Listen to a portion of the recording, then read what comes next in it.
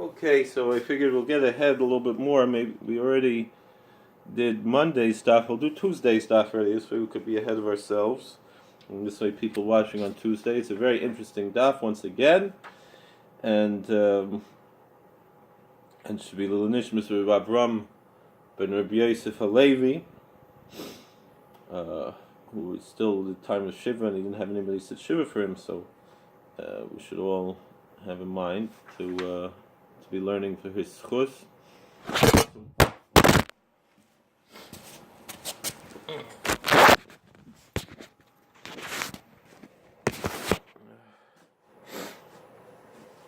So Gemara is discussing whether one should pray for your own needs before you daven Shemoneh Esrei, after you daven Shemoneh Esrei, or in the middle of the Shemoneh Esrei. And what it seems is that in the middle, by Shomea Tefillah, by Shema Koleinu, that's when we should be doing it. And we first bring the idea that Moshe Rabbeinu praised Hashem before he offered his personal requests. So Rabbi Yehoshua Savar Yalfinin Moshe, Rabbi Yehoshua holds, we're on Daf Ches, on page 8, 8a. I'm probably going to only do the Amud now. We'll see how far we get. So Rabbi Yehoshua holds that we do learn from Moshe Rabbeinu that you should first praise God before you daven Shemoneh Esrei. And not only that, in Shemoneh Esrei, we have the praises before we have the personal request. Rabbi Eliezer Savar Lo Yalfinim Moshe Shayni Moshe Derav Gufrei.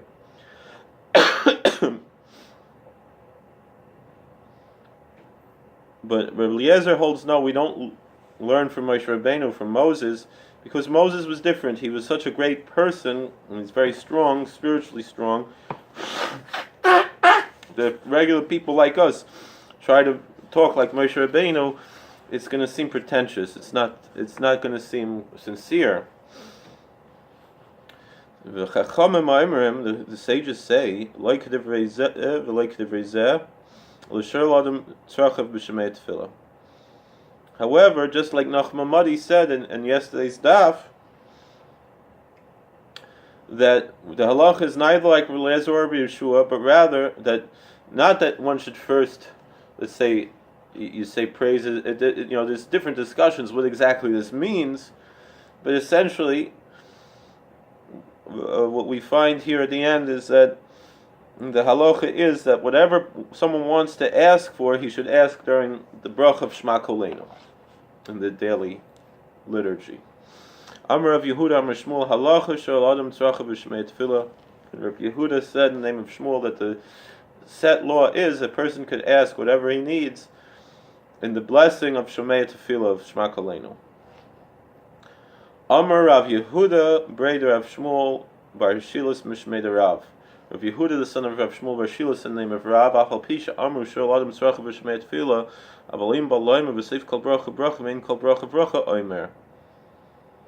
So Yehuda, the son of Rav Shmuel Bar Shilas, said in the name of Rav that although the Chachamim, the sages, say that a person could ask whatever he wants in Shemei Tefillah, if he wants to, within each individual bracha of the Shemoneh Esrei, right? We have 19 brachas of the Shemoneh Esrei.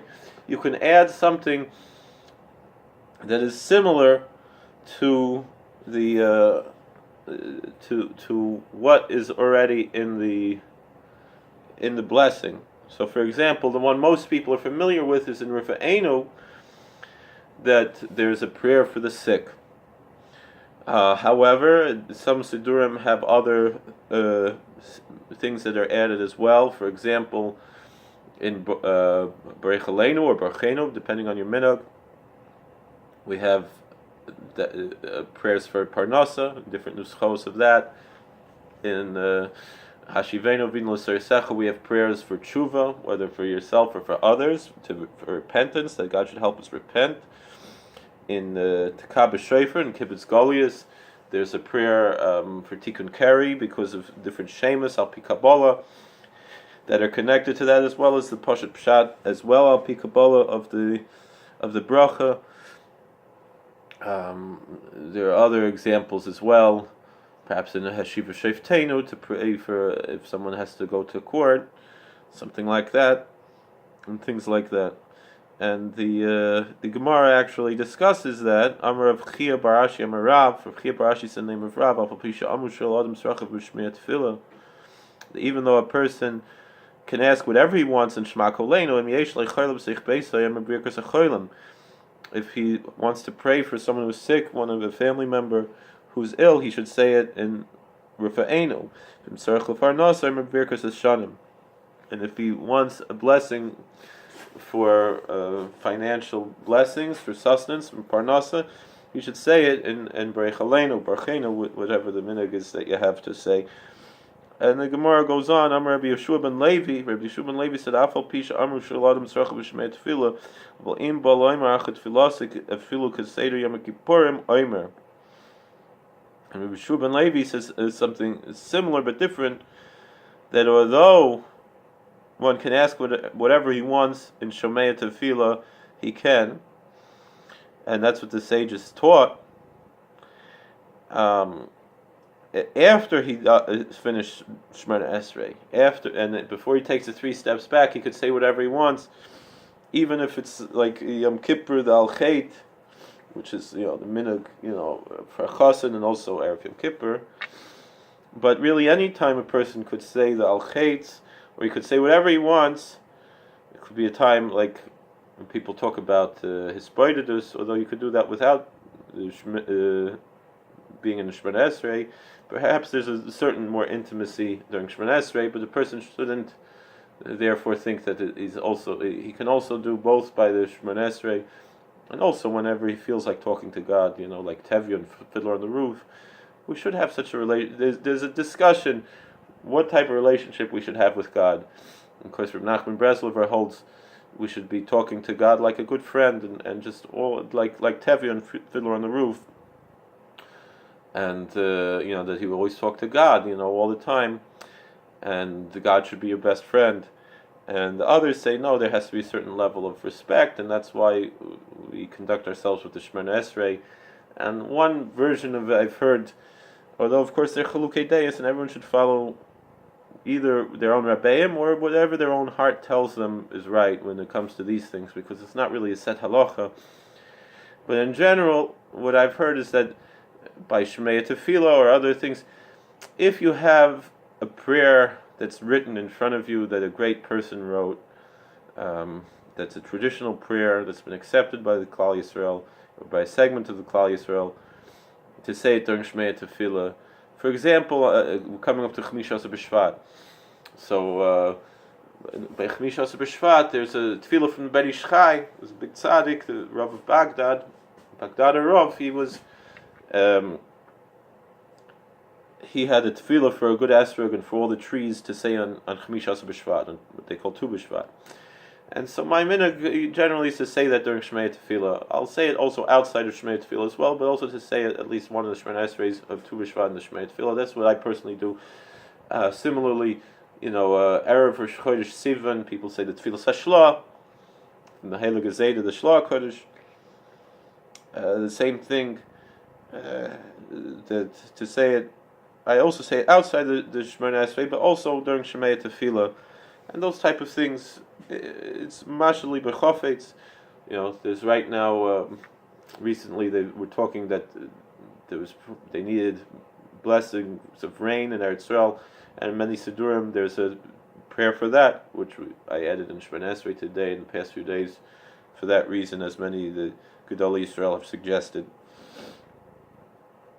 All right, so now we're up to new Mishnah, right? So we discussed this issue of Eidehem Shal Oivdei Kechavim, the prohibition against doing business with pagans during or around their festivals. So what are the festivals that are prohibited?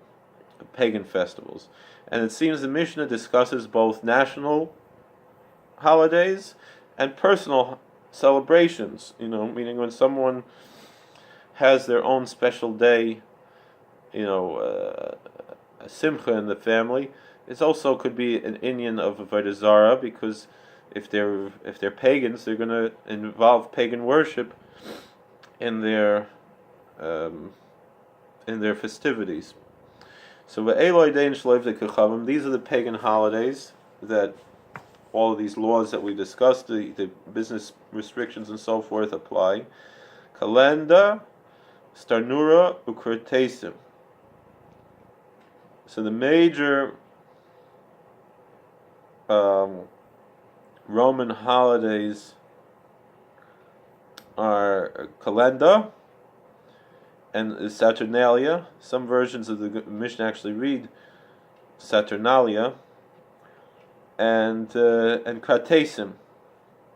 We're going to discuss what do those mean. What are these holidays? Some suggest that the reason why it says Starnura rather than Saturnalia is because they don't want to mention their Avodah Zarah. Yom Gnusia Shal Malchehem. So the Yom Gnusia, the day of Gnusia, which of their kings, their emperors, whether that means the coronation day, the anniversary of coronation, and so forth. Yom Aleida, the birthday of the emperor.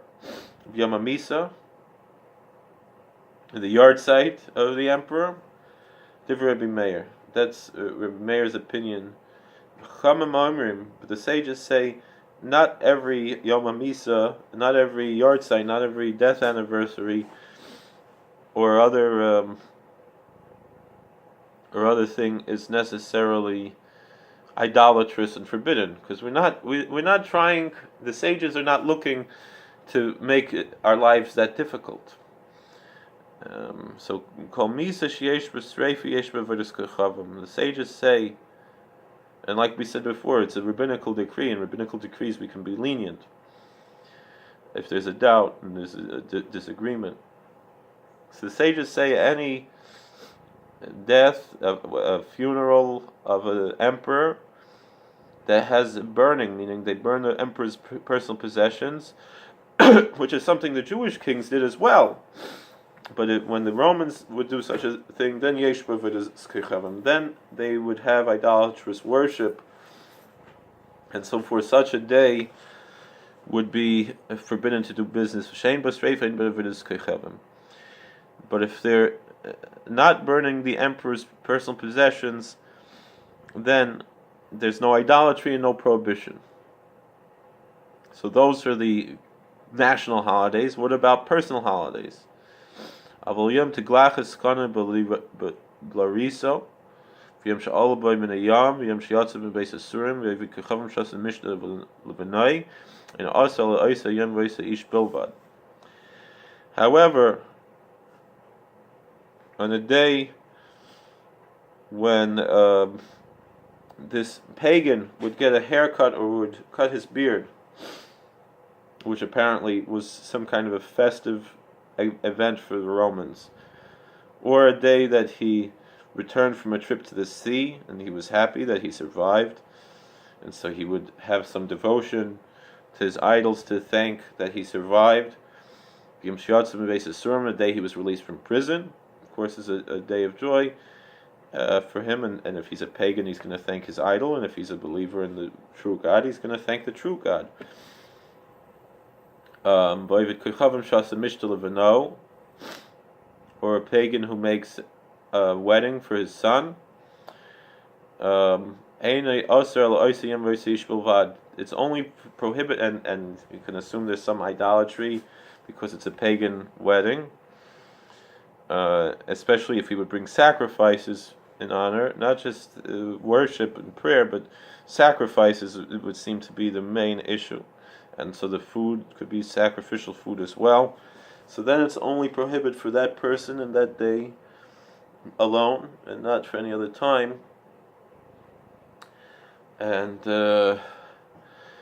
incidentally, there's a halacha that Shulchan Aruch brings that one is not allowed to eat at a wedding that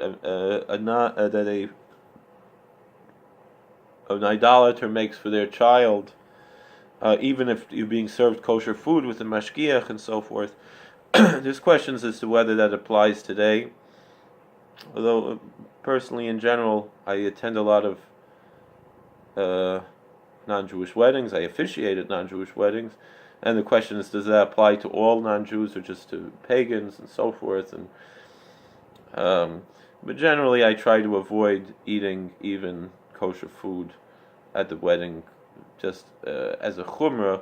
But I don't think me'ikra din it's really an actual prohibition. Of course, as long as the food is kosher, unless they're actual pagans, which we really don't have today. Once in a while, if I'm really hungry, maybe I've been trying to be firm about it. I don't always. I'm not always able to. Maybe sometimes, I want to have a cup of soda or something, or some fruit or something that they have there. And one time, I remember somebody actually went and ordered me a kosher meal, all wrapped up, and what I did was I didn't eat it there. I brought it home with me, and that I ate it in the car. And I wasn't staying anyway. In general, just for anybody who's a wedding officiant, whether you're Jewish or not, whatever. I know sometimes the couples, they extend to invite the officiant when it's a stranger to the wedding, and I don't think it's proper etiquette to accept the invitation. I say you should be thankful and be polite and thank them for the invitation, but explain you have to go somewhere else and you have another wedding or whatever. And it does if it's one of your friends, if you're on your own congregants, obviously different story. So all right. So what are these holidays that the Gemara is talking about? Now we're going to have a very interesting, very, very interesting thing, which we addressed in another video a few weeks ago. So Amar Rav Chanan bar Rava, Rav Chanan bar Rava said, Kalenda Shmini Yamim Acher Tkufa. Kalenda is a holiday that's 8 days after the winter solstice. Starnura Shmini Yamim Lifnei Tkufa. And Saturnalia is 8 days before the winter solstice. We said yesterday that from the Psalms we have this verse, Psalm 139 verse 5, that says, before and after you formed me, meaning after and before. There's a holiday after the solstice and before the solstice. And it seems like this is talking about Adam, and we're going to talk about this in a moment. So Tana Rabbanan, we have a very interesting brisa here. The rabbis taught Lefisha Ra Adam Rishon Yom Shnismayet V'Haylech Amar Oili Shema B'Shvil Susarachti Olam Choshuch Badi. So Adam, the first man, when he saw, we're going to assume, the Gemara is going to discuss this, we're going to assume that Adam was created on Rosh Hashanah, so in the northern hemisphere. And so it was the fall, the autumn, and the days started to get shorter and shorter. And he said, because I sinned, the world is going to be dark forever. Meaning he saw the nights are getting longer. So eventually, what's going to happen is that it's going to always be dark. And eventually, and then it's going to go back to what it says in the beginning of Genesis: the earth was shapeless and void. That's what the world's going to go back to because of the original sin. And when God said you're going to die on that day, this is what's going to happen. So Amad v'yashiv shmani yamim b'saynus b'sfila.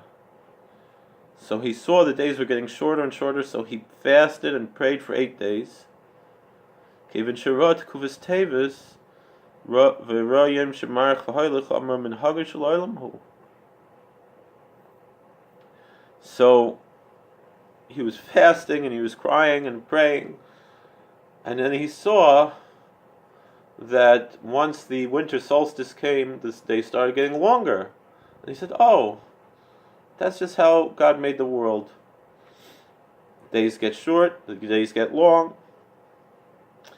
So he was thankful to God.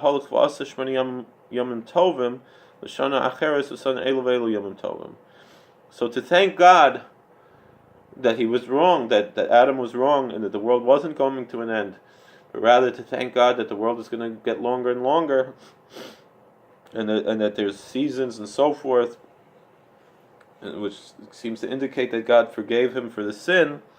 He made an 8-day festival because he fasted for 8 days, so now he's going to celebrate for 8 days. And then Lashon Acheres is Sanelu Va'elu Yomim Tovim. And then the following year he had a 16-day festival, 8 days before and 8 days after. So we see Hu Kvam L'Shem Shemayim, V'Hem Kvam L'Shem Avodas Kechavim.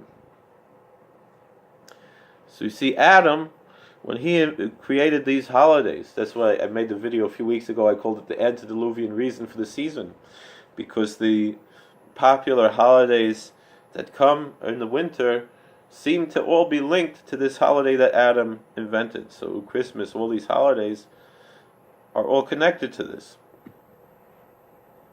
And New Year's, all of this, they're all connected to Adam. But Adam, when he made them, he did it for God. The Romans, they celebrated and they worshipped their idols. This day that was originally instituted for God, the Romans made it for idols, and so therefore it became forbidden for Jews to be involved in such things. And really the Rambam says that all of the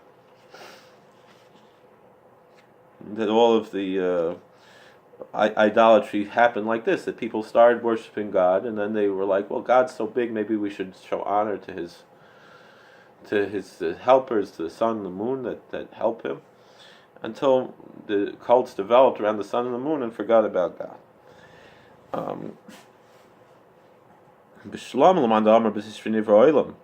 Now, we discussed before, this only makes sense if we say that Adam was created in the month of Tishrei, Rosh Hashanah.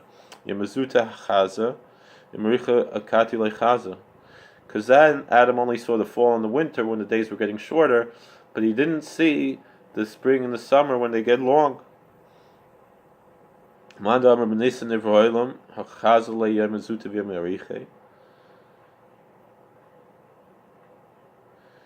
So, but if he would create in the springtime in Nisan around Pesach, then he would see the days are long and the days are short, and it starts with a shorter. In Nisan the days are shorter, then they get longer, and then they start getting shorter. And he should have assumed that that's how the world is.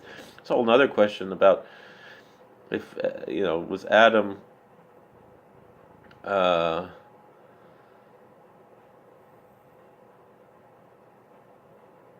around before the flood, were there even seasons? We won't ask that question now. So, and for the Gemara, the Havizute Kule Haile Chaza. Even though Adam saw short days, he never saw short days like the winter days. All right.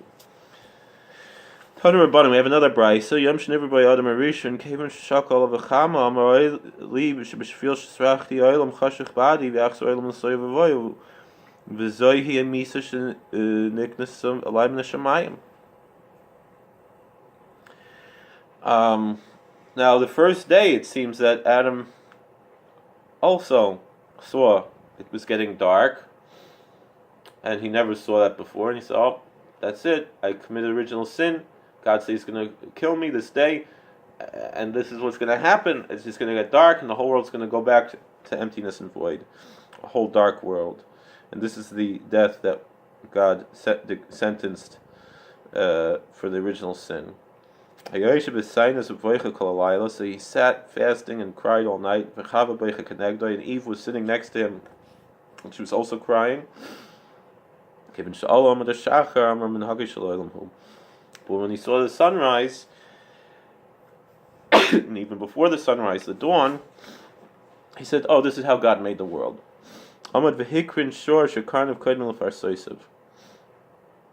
So So he wanted to offer thanksgiving to God. So he offered an ox who had horns before it had hooves. Usually when an ox is born, it has hooves, but doesn't have horns.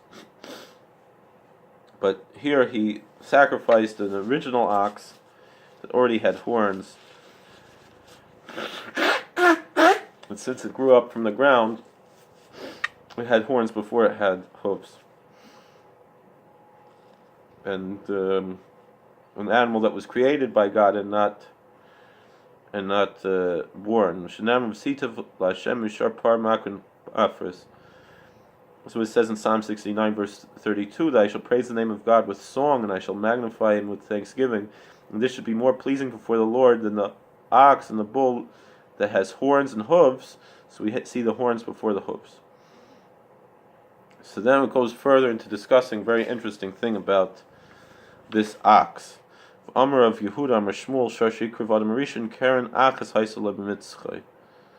Should never see to Lashem Sharpar, Makron and Mafris. If Yehuda said the name of Shmuel, that the ox that Adam brought as a sacrifice was actually a unicorn. And if you look in the medieval pictures of unicorns, they're very rarely shown as they're shown today as a horse, but generally as some sort of a kosher animal with split hooves. If you look carefully, something like an antelope or a goat or something like that. So, hi Kenny, how you doing? Yeah, but I could. So this ox that Adam offered as a sacrifice was a unicorn, and like I said, if you look at the pictures of unicorns, generally the medieval pictures generally represent a unicorn as a kosher animal. Which, if there is such a thing as a unicorn, it makes more sense for it to be a kosher animal than to be a horse, because horses don't grow horns, but kosher animals grow horns. And it sometimes happens that kosher animals, they'll lose one horn and the other horn will go into the middle, or the horns will come together. Just a regular, either as a mutation or some accident or something. I've seen a cow, and it had one horn right in the middle. It happens sometimes. It's not a separate species. It's just so the same thing here. The question is that a mum, and as we said before, for Ben Noach, it's not a mum. So Amar of you, and there are other discussions of unicorns in the Bible. Could be a rhinoceros, but a rhinoceros is not a kosher animal. Although there are certain unicorn rhinoceroses. Amar of Yehuda, Amar Shmuel, Shoshi Krivad Marishan, Karen Achas Haisel Mitzchay, Shnev Sitav Lashem Mishar Par Makrin Mafris. So where do we have this? So Makrin Tarte Mashma. So the Gemara says if it says Makrin, it has horns, it means it has two horns. So Amar of Nachman Bar Yitzchak Mikaren Ksiv. The way it's written is Mikaren, which seems to indicate one horn. Amar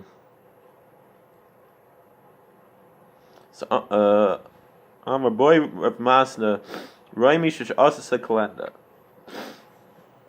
So Masna asks, the Romans declared Kalenda a holiday, which they would bring sacrifices for their pagan gods and so forth. Chalayara Smuchas La Mishtabas La. So only the city of Rome made the holiday, but all the other cities around which don't celebrate it, but they pay taxes, can you do business with those suburbs? Rabbi Yehoshua ben Levi Amar Kalenda Sur L'chol Hi V'Yechanan ben Yisrael of Avodah Bilvad. So Rabbi Yehoshua ben Levi said you can't do any business with any pagans on Kalenda. Rabbi Yechanan says that only the ones who actually celebrate, and not only celebrate Kalenda, but actually bring sacrifices to Kalenda, to whatever deity they worship on that day. Tanya Kavasida Rabbi Yochanan Afal Pisha Amar Rami Yosef Kalenda Kalera Smuchas Lo Mishtabas Lo Yasmin Yisrael Avdeha Bilvad. There's a brisa that goes like Rabbi Yochanan said, that even though the Romans declared the holiday and all the suburbs also pay taxes to her, you only are prohibited to do business with the people who are actually worshipping and offering sacrifices to the whatever idol that they're worshipping on that day. Saturnalia ukratesim. Now it says Saturnalia and kresim.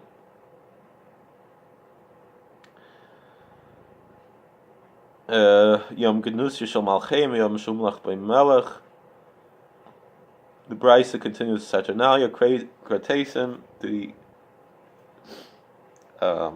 coronation day of the emperor, the king, and the day. Oh, so then what is it? Genusia, and then the coronation is separate.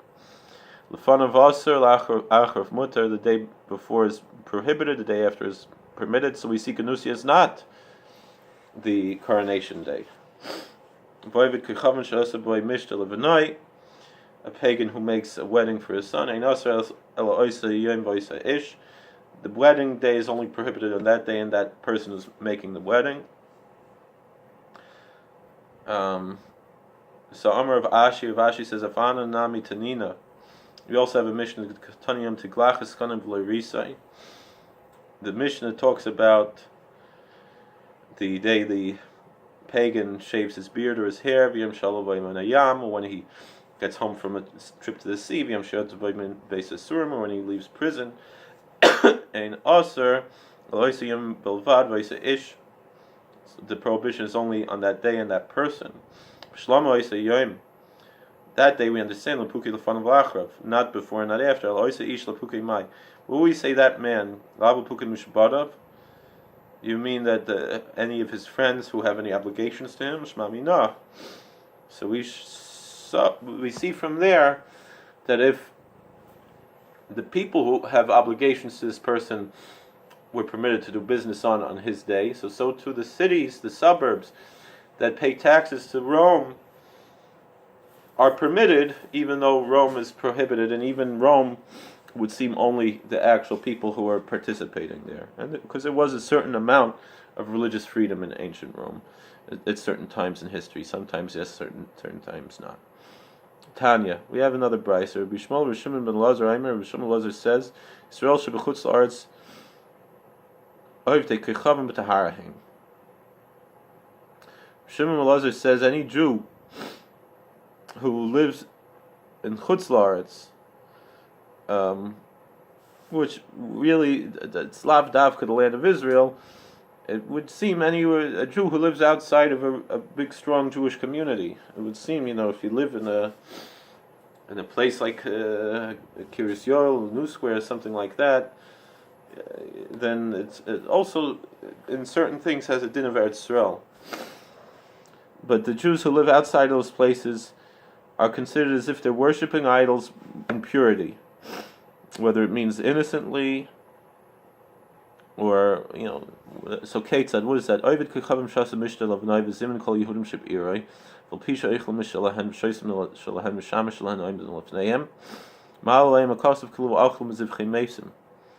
Like this, if a pagan makes a wedding and he invites all the Jews in town to come to the wedding, and even though they bring their own kosher food and they drink their own kosher drinks, and they have their own waiters who are making sure everything's kosher, meaning the wine, is being served by someone who's Jewish and all these things, and they have a mashgiach making sure it's really kosher. Scripture considers as if they still were eating from a dead sacrifice from an idol. Because in Exodus 34, verse 15, it says that you can't make a deal with the Canaanites because he's going to invite you and you're going to eat from his sacrifices. What? The Jews are really eating the sacrifices? No, they're eating kosher food, and that's the issue. So Amar Rava,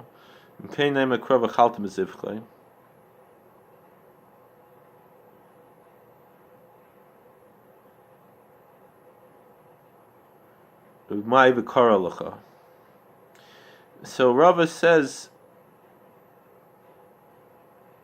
it would seem that when he says he eat from the sacrifices, it's only if he eats sacrifices. What if he eats kosher food?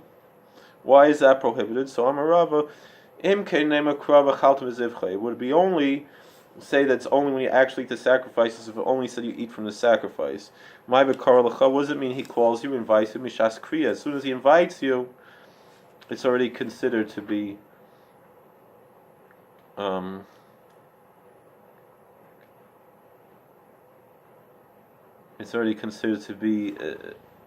something like this. Hilchach called Tlas and Yomin, bein amalei machmas hilula, bein loim amalei machmas hilula aser. That if 30 days after a wedding, they still, like we have Sheva Brachas, the Romans, they had such a thing even for 30 days, that 30 days after the wedding, whether or not it's in honor of the wedding, you can't even eat kosher food there. And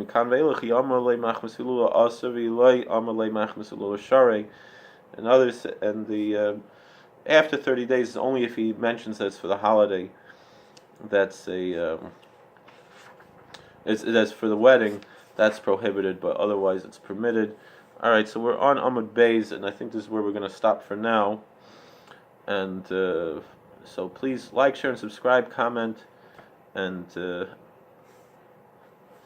we're going to discuss more next time, and that'll be included for Tuesday's stuff. All right, God bless. Thank you.